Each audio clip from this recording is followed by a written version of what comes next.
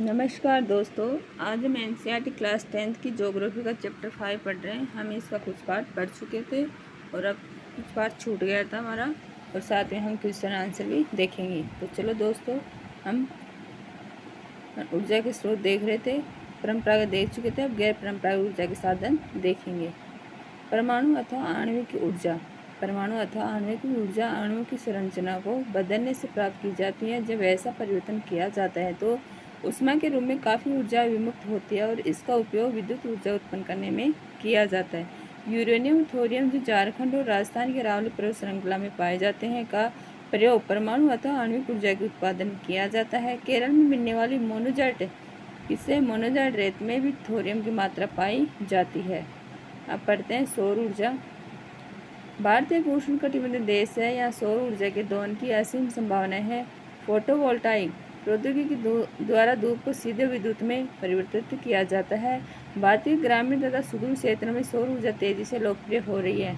कुछ बड़े सौर ऊर्जा संयंत्र देश के विभिन्न भागों में स्थापित किए जा रहे हैं। ऐसी अपेक्षा है कि सौर ऊर्जा के प्रयोग से ग्रामीण घरों में उपलब्ध तथा लकड़ी पर निर्भरता को न्यूनतम किया जा सकेगा।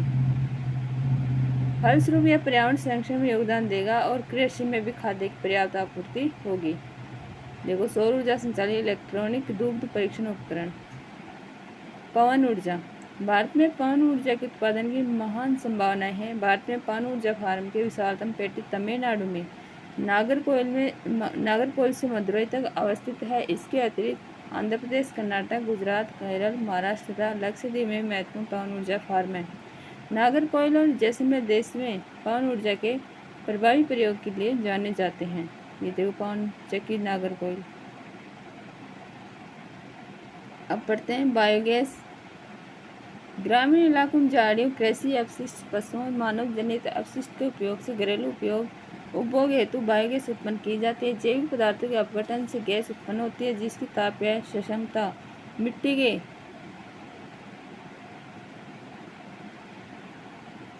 के तेल उपलब्ध चारकोल की अपेक्षा अधिक होती है। बायोगैस संयंत्र नगरपालिका, सहकारिता तथा निजी स्तर पर लगाए जाते हैं। पशुओं का गोबर प्रयोग करने वाले संयंत्र ग्रामीण भारत में गोबर गैस प्लांट के नाम से जाने जाते हैं। ये किसानों को दो प्रकार से लाभान्वित करते हैं, एक ऊर्जा के रूप में, दूसरा उन्नत प्रकार के उर्वरक के रूप में। बायोगैस अब तक पशुओं के गोबर का प्रयोग करने में सबसे दक्ष है। ये उर्वरक की गुणवत्ता को बढ़ाता है और उपलब्ध तथा लकड़ी को जलाने से होने वाले वृक्षों के नुकसान को रोकता है। ये देखो, बायोगैस संयंत्र। ज्वारीय ऊर्जा। महासागरीय तरंगों का प्रयोग विद्युत उत्पादन के लिए किया जा सकता है। संकरी खाड़ी के आर पार बाढ़ द्वार बनाकर बांध बनाए जाते हैं। उस ज्वार में इस संकरी खाड़ी नुमा प्रवेश द्वार से पानी भीतर भर जाता है और द्वार बंद होने पर बांध में ही रह जाता है। बाढ़ द्वार के बाहर ज्वार उतरने पर बांध के पानी को इसी रास्ते पाइप द्वारा समुद्र की तरफ बहाया जाता है, जो इसे ऊर्जा उत्पादन टरबाइन की ओर ले जाया जाता है।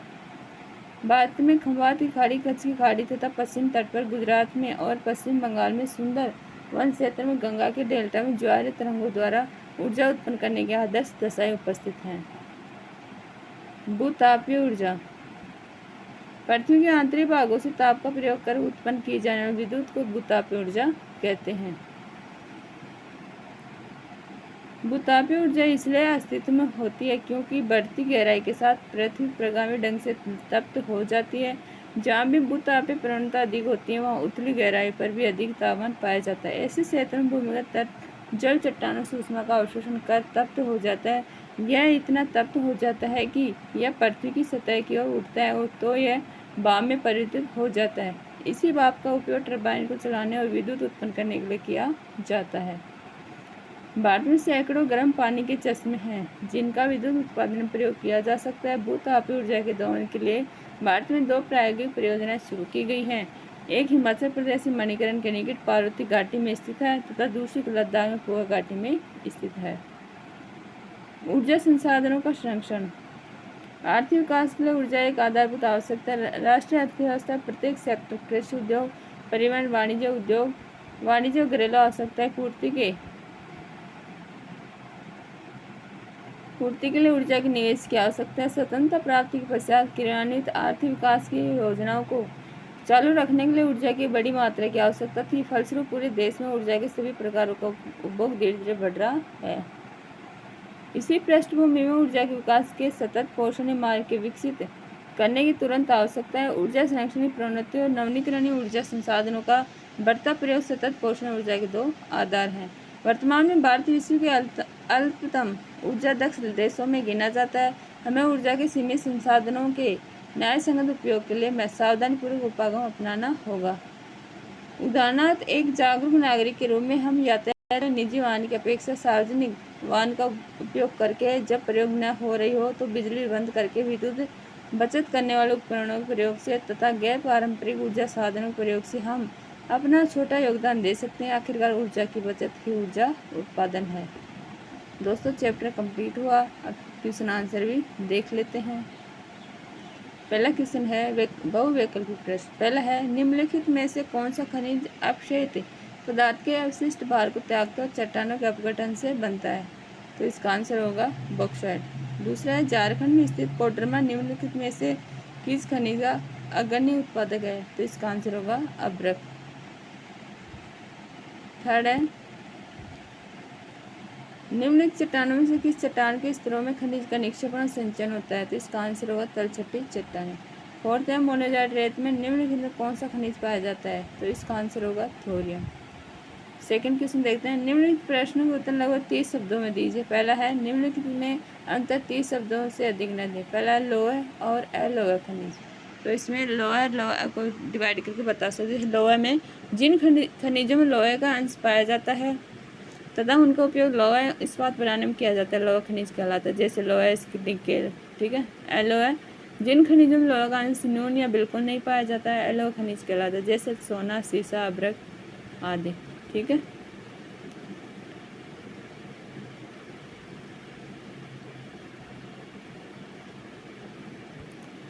ये स्लेटी, मटमेला एवं दूसरे आदि रंग के होते हैं। ये रवेदार चट्टानों में पाए जाते हैं। जबकि एलोह ये अनेक रंग के हो सकते हैं। ये सभी प्रकार के चट्टानों में मिल सकते हैं, ठीक है। दूसरा है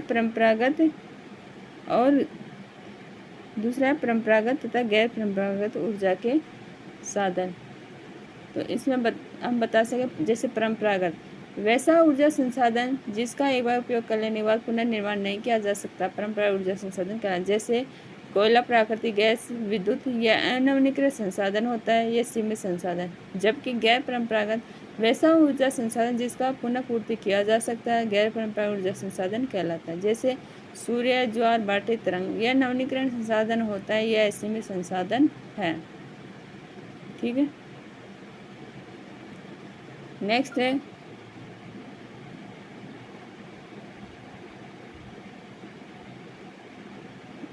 पहला ये सेकंड है, सेकंड क्वेश्चन का सेकंड। खनिज क्या है?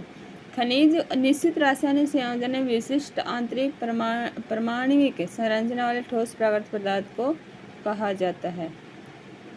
थर्ड है, आग्नेय तथा कांतिक चट्टानों में खनिजों का निर्माण कैसे होता है? आग्नेय तथा कांतिक चट्टानों में खनिज दरारों, जोड़ों, भ्रंशों, विद्रों में मिलते हैं। इनका निर्माण में अधिकतर उस समय होता है जब ये तरल गैसीय अवस्था में दरारों के सारे भूपृष्ठ की ओर धकेले जाते हैं। ऊपर आते हुए ये ठंडे होकर जम जाते हैं, ठीक है। फोर्थ है, हमें खनिजों के संरक्षण की क्यों आवश्यकता है? खनिज संसाधनों का संरक्षण करने की आवश्यकता है क्योंकि यह संसार सीमित है। प्रकृति को उन्हें पुनः बनने में अरबों साल लगते हैं। अयस्क निरंतर निष्कर्षण से इनकी लागत बढ़ती जा रही है और गुणवत्ता मात्रा में कमी आ रही है, ठीक है। थर्ड क्वेश्चन देखते हैं। निम्नलिखित प्रश्न के उत्तर लगभग 120 शब्दों में दीजिए। पहले, भारत में कोयले के वितरण का वर्णन कीजिए। भारत में कोयला बहुतायत में पाया जाने वाला जीवाश्म ईंधन है। भारत में कोयला दो प्रमुख भूगर्भिक युगों के शैल क्रम में पाया जाता है, एक गोंडवाना तथा दूसरा टर्शियरी। गोंडवाना समय में भारत का 96% कोयला उपलब्ध है तथा कुल उत्पादन का 99% कोयला प्राप्त होता है। यहाँ कोयले का निर्माण करीब 20 करोड़ वर्ष पूर्व हुआ था। गोंडवाना कोयला क्षेत्र मुख्य 4 घाटियों में पाया जाता है: दामोदर घाटी, सोन घाटी, महानदी घाटी और वर्गा घाटी, ठीक है।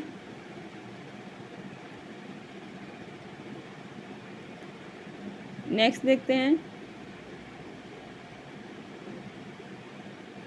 गोंडवाना के बाद टर्शियरी समय में कोयला का निर्माण हुआ। यह 5 करोड़ वर्ष पुराना है। टर्शियरी कोयला क्षेत्र उत्तर पूर्वी राज्य मेघालय, असम, अरुणाचल प्रदेश व नागालैंड में पाया जाता है। ठीक है दोस्तों। सेकंड है, भारत में सौर ऊर्जा का भविष्य उज्जवल है। क्यों? क्योंकि भारत एक उष्णकटिबंधीय देश है। यहाँ सौर ऊर्जा के दोहन की असीम संभावना है। फोटोवोल्टाइक प्रौद्योगिकी द्वारा धूप को सीधे विद्युत में परिवर्तित किया जाता है। भारत के ग्रामीण तथा सुदूर क्षेत्रों में सौर ऊर्जा तेजी से लोकप्रिय हो रही है। कुछ बड़े सौर ऊर्जा संयंत्र देश के विभिन्न भागों में स्थापित किए जा रहे हैं। ऐसी अपेक्षा है कि सौर ऊर्जा के प्रयोग से ग्रामीण घरों में उपलब्ध लकड़ी पर निर्भरता को न्यूनतम किया जा सकेगा। ठीक है दोस्तों, हमारा चैप्टर और साथ में क्वेश्चन आंसर भी देख लिए। तो नेक्स्ट चैप्टर में जल्दी मिलते हैं। Thank you.